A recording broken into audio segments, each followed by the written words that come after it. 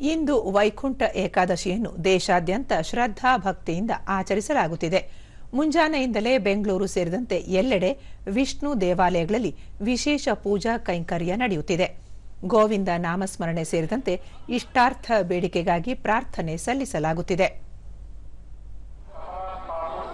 ಬೆಂಗಳೂರಿನ ವಸಂತನಗರದ ಶ್ರೀ ಲಕ್ಷ್ಮೀ ವೆಂಕಟೇಶ್ವರ ಮಠದಹಳ್ಳಿಯ ವೆಂಕಟೇಶ್ವರ ದೇವಾಲಯದಲ್ಲಿ ಹಮ್ಮಿಕೊಂಡಿದ್ದ ವಿಶೇಷ ಪೂಜೆಯಲ್ಲಿ ಭಾರೀ ಸಂಖ್ಯೆಯಲ್ಲಿ ಭಕ್ತಾದಿಗಳು ಭಾಗಿಯಾಗಿದ್ದರು.